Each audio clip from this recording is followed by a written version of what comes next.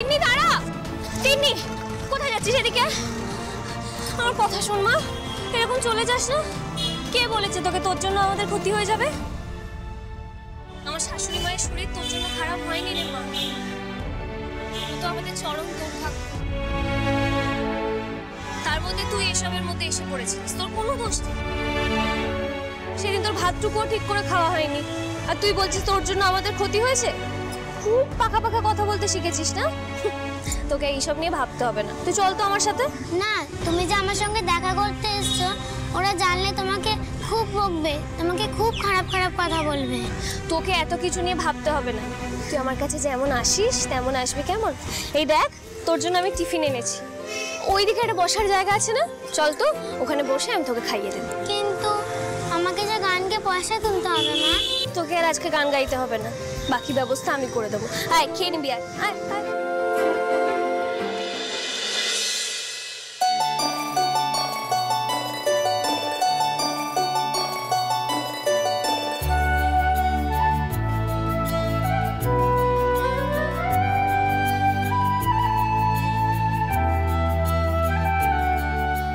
ওমা তিন্নি, কাঁদছিস কেন?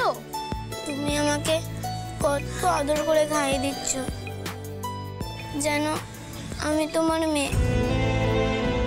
আমার মা যদি থাকতো, সেও আমাকে আদর করে খাইয়ে দিত,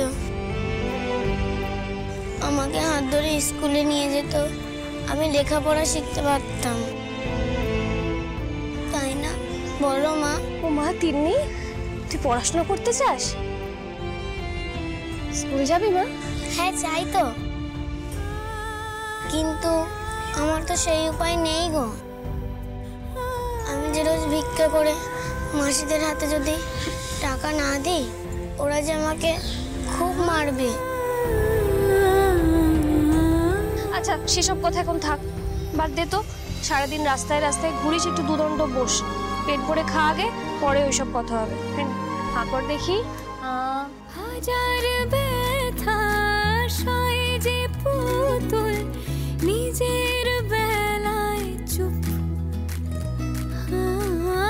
আগলে রাখে শিশুকে মা, তখন অন্য রূপ মায়ের মমতায় বুকে জড়িয়ে রাখে, তাই নিজের ক্ষমতায় জিতে নেবে লড়াই। স্বপ্ন আশা তার খুবই সাধারণ, ভালোবাসা দিতে জানে শুধু মন, কিছুতে সে ভেঙে